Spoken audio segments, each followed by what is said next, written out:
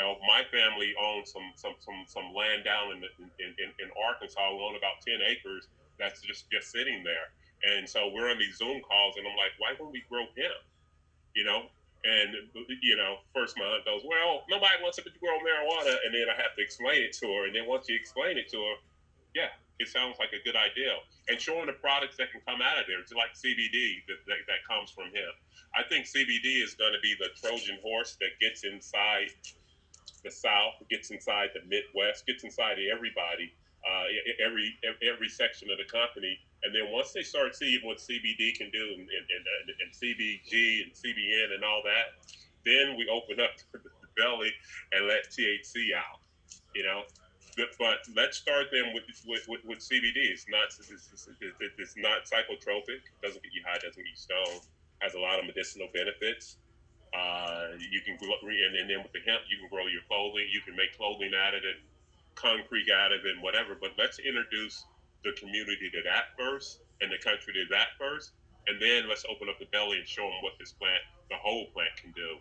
And that's going to make this thing make a turn because we are getting back to natural things. Nobody's really going out, for the most part, living off of fast food because we know what it is. When I grew up in the 70s, it was a TV dinners and fast food.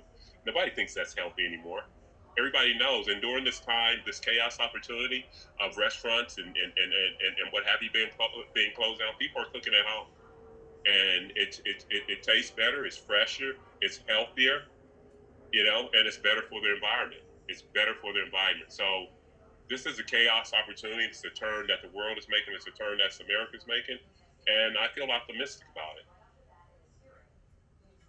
Feels so wonderful to hear someone feel optimistic. So many times it seems like such a. We're gonna get through this. We're gonna get through this.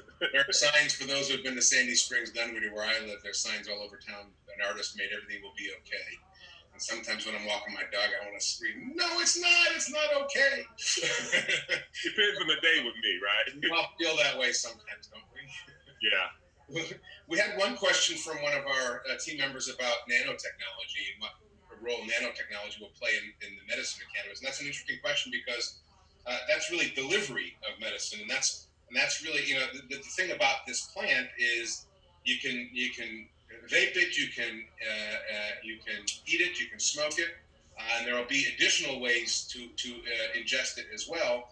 And nanotechnology is just a different delivery system, and that is really what we're talking about when pharma starts to cross with the plant.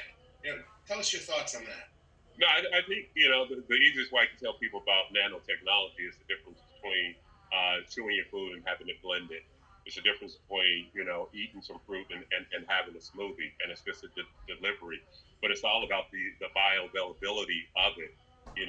When you're chewing it and swallowing it, and it's going through your esophagus and going down to get with the stomach acid, you're losing some of the nutrients.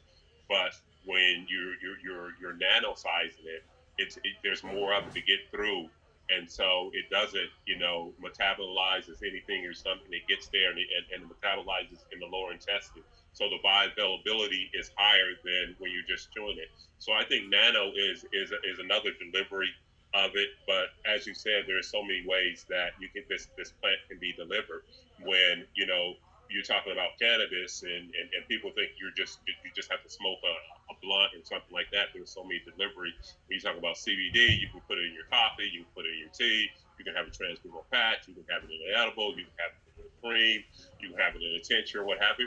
It's up to you because everybody's body is different and whatever you're comfortable with. But nano is one of the options that is out there. And we have in my company, we definitely have nanotechnology. Yeah, so tell us about that. That was a good segue. That was actually my next question, because that is some of the work you're doing on as a company. Is the delivery system, which I expect Big Pharma will get into eventually. And I welcome it. I welcome Big Pharma. I agree. So talk to us about that. Yeah, and when I say this industry, we're not an industry yet because we're not federally legal. We're just a movement with a big economy behind us, a heck of economy behind us that's gone from illegal and under fringe to essential. But Uh, with my company, we started out as a bulk manufacturer seller, and you could buy a kilo of CBD and hemp for 99,000, and now the prices has dropped. And so we wanted to show people what type of delivery you can put it in. The different companies, and we have everything from a pet line to a medicine line to extreme line. We have coffee, teas, water, patches, vapes, what have you, and that it runs the gamut of deliveries. And that's what people need to be introduced to, because everybody thinks you have to smoke it and you don't have to smoke it. And so that is when I introduce CBD to my family and friends. I always give them a topical. People are more likely to take a topical or a patch than they are to put something in their mouth. And then once they take a topical, then they're open to trying a tincture. That's in general. That's what most people will do, because people in this space, in this industry, we're always at these conferences when America was open. We're always at these conferences and whatever, and we're talking on a high level, but we're preaching to the choir. you know, go out, man. I was home in Texas, and I told somebody, a lady I was in the cannabis industry, she literally clutched her pearls because it's the cannabis industry. She didn't want kids to take it, and then once we started talking to them, telling her about the kids that have cancer and the epileptic strokes and seizures and how it's medicine, she kind of got it. So we have to take it out, man, and realize like everybody doesn't know about this plant, but let's introduce it to them and ease them into it, because we've been lied to for 80 years about this plant, and probably only 15 to 20%, 15 to 15% of society really knows about it, knows about the endocannabinoid system, knows about the different cannabinoids, knows about the different deliveries, knows about the medicinal benefit, knows about hemp and all the things it can do. That's when I go back to Texas or I'm traveling, I'm very careful. I'm very careful, and you use the right language. You rarely hear me you say marijuana, because I've gotten away from that. It's cannabis. You rarely hear me say recreational use. It's not. It's adult use. You know, and medicinal. Yeah, it's medicine, but everything is medicine. You go in Colorado and you go into a dispensary. What side is the medicine side? What side is the adult use side? There's a line straight down the middle of the floor. That's silly. We need to get away from that, and we are. This space, this industry, really took off in 2012 when Colorado and Oregon went off and went adult use. That was 8 years ago. I always say that. That's like the Wright brothers pushing the plane down at Kitty Hawk. We're not even in the twin propeller age. We're still basically pushing the plane down the propeller. We're not in the jet age or the space age. We're going to get there. We're going to get there. We're just placeholders for the next generation. The dynamic football player that's going to introduce this to middle America, he's probably in junior high or elementary school right now. But we have to set some standards for him and leave a good environment so he can take that next leap and take it into the jet age, take it into the space age. And like I said, they're going to look back at us and say, man, what were they thinking? What were they thinking? But there's going to be some people that they remember, and I hope it's people that are working for the good and doing good, and know that we were trying to take the lids and take the blindfolds off of people's eyes so they can see this plant for what it really is, and it's medicine, and it's environmental friendly, and it's going to heal us, and it's going to heal the planet. One of the things we talk about in medicine, and doctors take a Hippocratic oath, and their part of the oath is to do no harm. And that's one of the things that's astounding to most medical professionals when they learn about it, is how little negative side effects there are from the plant, especially when managed correctly and introduced correctly. One of the things that we pride ourselves on in pharma, and one of the things that we talk about as a company quite often, is education. And how do you do that? And that's what we do on the phone. We engage, we educate, and we empower. And because we are in the propeller phase, it's a great opportunity for us as a company at CannabisBPO and our sister companies, PharmaCentra and Concentra Solutions, to really take a leading role in that. What are some of the other ways that education can become a cornerstone of what we do, both as a community as well as a company?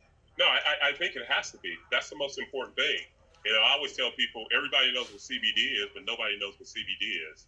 And if they don't know what CBD is, you have to educate it, and be and don't overhype this plant. There's a lot of this in this industry that it can cure everything and it's the be all end all. Well, it may be, but we don't know that yet. But I do know it can make you feel better. I do know what it can and cannot do. I do know it can lower your anxiety. I do know it can take away some of your pain. Just stick to the facts. Don't go out and say, it's a wonder drug because there are enough people that are doubting this industry. You don't need to go out and add to it. You know, do not add to it, but just educate everybody. The holiday seasons are coming up. Be an ambassador in your family.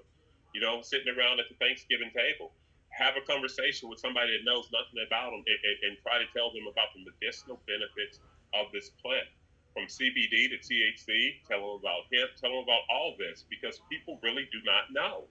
They really do not know. And then a lot of people even mention it. They're going to be closed off because they've been taught. They've been taught from Just Say No to from Richard Nixon, and it's addictive, and from the 60s, it's a gateway drug, and far out, and all this, and cannabis, and whatever. It's not. It's not. It's a wonderful plant that's been here for thousands and thousands of years, and we've medicated with it. We've used it. The hunters and gatherers, after they've been hunting all day, you come back home and pull something off the plant and chew on it. What do you think they were chewing on? This is what we need to get back to. This is something that's natural, something that's non-toxic, non-addictive, but it's very important that we have education because, like I said, there's only 10 or 15% of the country that knows about this plant. Go to Iowa. Go go go and get outside of Fulton County and go in some of those little towns in Georgia and tell them about it. You know, this is what we have to do, and this we have to educate not only the generation that's coming up, but we have to educate the older generation too to give them some options and get them off these pharmaceuticals and benzodiazepines that are absolutely killing them. They're absolutely killing them. Yeah, well, that's it's an area that I take particular interest in. Is how you can use this plant to not just avoid those more dangerous medicines that you're talking about in terms of opioids and benzodiazepines, which is Xanax and Valium, which are equally as dangerous, I believe, especially in combination. And so, how we're seeing more and more evidence on how cannabis can prevent people. We see opioid deaths in Colorado drop by over 25% in this little 8-year experiment that we're seeing. And that's from an epidemiological standpoint, that's a pretty big number. I mean, you get anything outside single digits, it gets pretty exciting. And then you look on the therapy side, and I see continuous like a snowball growing on how to use cannabis to get people off of Opiates and heroin. opioids, and specifically methadone, because methadone is just a replacement that doesn't get you high, but you're still addicted to it, stuck to it. It handcuffs you as a member of society. And there are lots of protocols being introduced now using high doses of THC and CBD to get people off the side effects of withdrawing from methadone, which is extremely expensive and very difficult for patients. So talk to me about, when we talk about healing society and how cannabis can heal, talk to me about your thoughts on specifically that sector. No, well, it's been proven that anytime cannabis goes into a community, the opiate addiction rate goes down anywhere from 15 to 25%. You know, so all these predictions about Colorado was going to be some vast wasteland of cannabis euphoria and what have you. It's not. Like you said, they're building roads, they're building schools, they're building parks, and what have you. But one of the things that we need to do is start introducing this into a treatment program. Instead of giving them methadone, like you said, give them a combination of a high strain of a THC and CBD. And there are a few treatment centers that are having success with this, but we need the education out to get more medical practitioners to embrace it and to use it because we can't keep going down this opiate road that we're on, or we're going to lose a generation. Opiate is no respecter of any gender or community or whatever. It's hitting rural, it's hitting urban, it's hitting the coast, it's hitting everywhere. But if we have this as one of our treatment programs, I believe it can cut down on it. And one of the reasons why I got into it is because football players, ex football players, ex NFL players, there's 20,000 of us, and we're four times is more likely to abuse opiates than general society. So we know general society is getting their butt kicked. So what is it doing to my community? And this is one of the reasons why I stay on the NFL and continually say, man, you got to give these guys an alternative to these opiate and benzodiazepines. You let the guys take Ritalin and Adderall for their ADHD and ADD, and they put it on a therapeutic use exemption. I've been telling the NFL for the last 5 years, do that with cannabis. Do it with cannabis in the states that it's legal.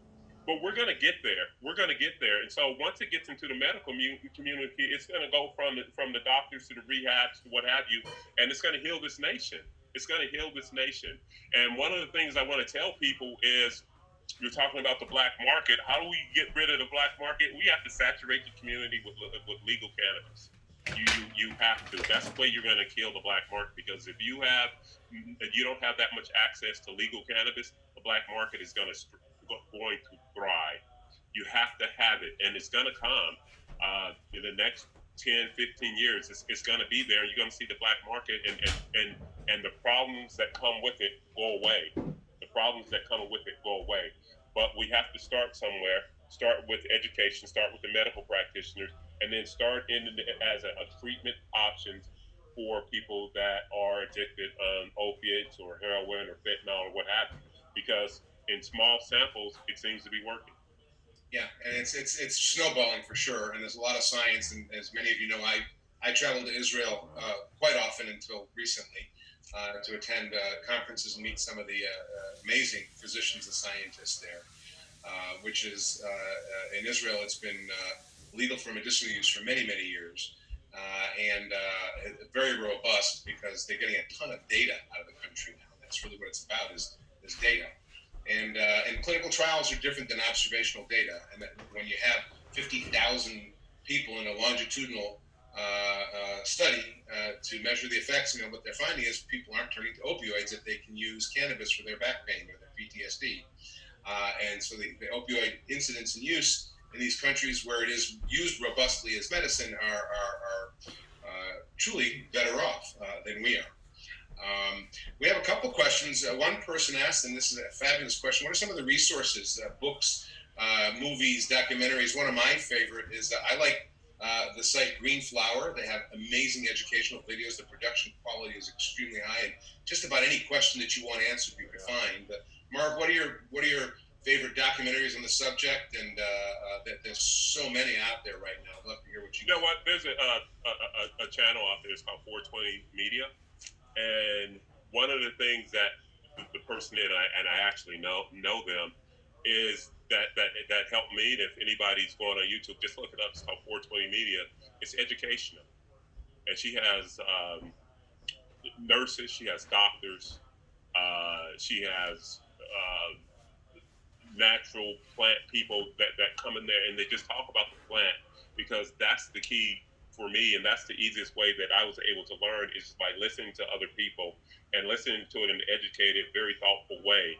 And I absolutely love that channel. And there's a few books that, like the Encyclopedia of Cannabis, that I keep with me, I'll pick up and put down, and pick up and put down. But you know, there are a lot of resources out there. There's over 20,000 research papers. There's 10,000 of them that are peer reviewed. Most of them are coming from out the country, and particularly in Israel. So there are some resources out there that you can find.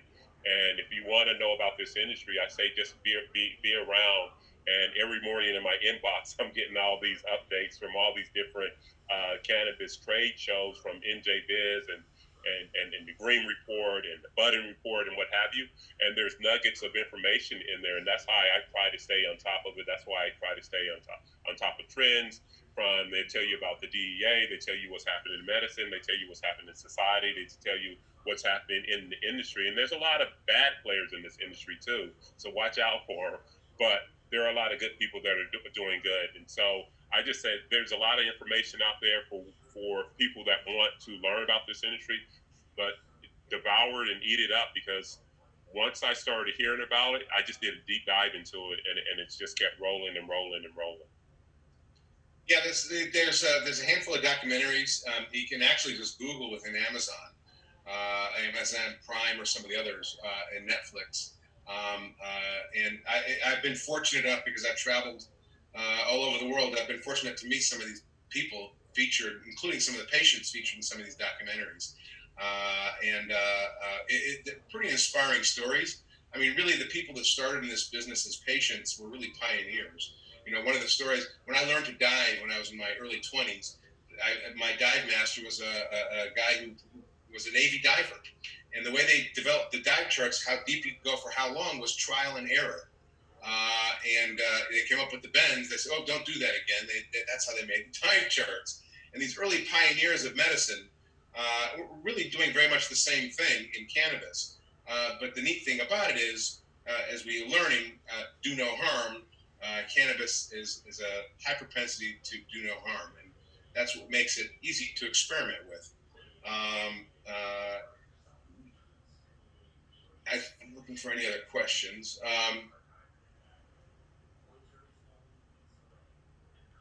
One last question, and we're going to wrap it up. We're coming up on the end of the hour.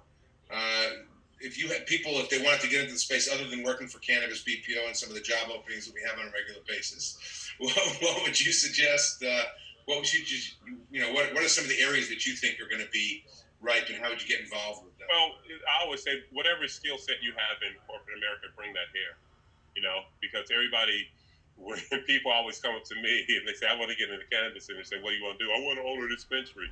Everybody, well, who doesn't want to own a dispensary? But there's 12 different verticals that mirror corporate America in cannabis. I had a guy 4 years ago in LA that wanted to get in the industry, and he was coming from the limousine industry. I said, "Why don't you be a delivery driver?" So you can go from marketing, branding, packaging. That's really strong. The marketing, branding, packaging, accounting. We need a lot of accountants. We need attorneys. We need everything, and whatever is your skill set, your strongest set is, bring that over into the cannabis industry. But the long story short is, 2 years later, I saw this guy, and he had workers. He was delivering all over LA County. So, there's plenty of entry points that you want to do, that you can do in cannabis, but find out something that you're comfortable with, that's strong with, because this thing is, I don't think the ground floor has been built yet. It has not been built yet because we're not an industry yet. I mean, there's going to be so much money. It's going to be the biggest wealth infusion that we've ever seen. It's going to be like $57 trillion that's going to come in here. There's going to be enough for everybody to do something. Whether it's on your local level or your state level or on a national level, because this thing is going to be like, right now it's kind of a hodgepodge, and it goes from municipality to state or what have you, but it's going to get nationalized. But there's still going to be some opportunities there on the municipal, on the city level, and on the state level. But just find something that you're comfortable doing, whether it's growing, whether it's harvesting, whether it's making something, whether it's, like I said, marketing and branding. You look at some of these companies, they have great products, but their marketing and branding and label, it absolutely sucks. Sorry about that, but it's horrible. That's one of the things. So we need more people that are going to come in here, man. So just bring your strongest skill set into this industry, and you'll make it a better industry. Thank you very much. I agree with you 1,000%. And the passion that I find in this industry, people are passionate about the plant, and I want to bring some of that passion to our business, not just Cannabis BPO, but our legacy businesses.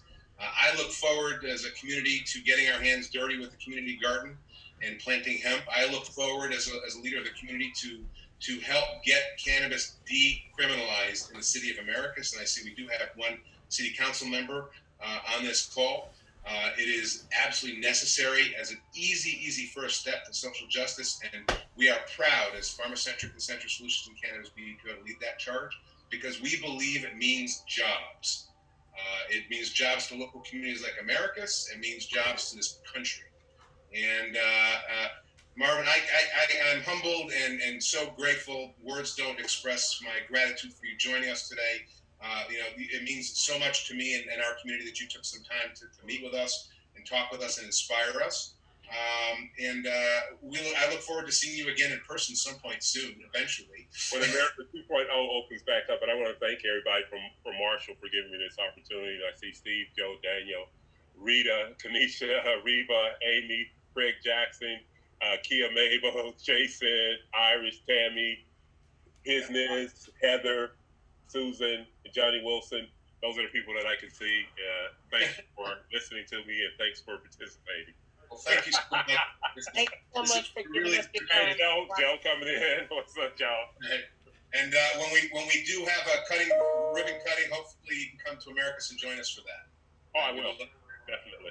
All right. This is good. All right. Everybody have a good evening. Bye, everybody. Bye. Gustavo? Bye. Bye.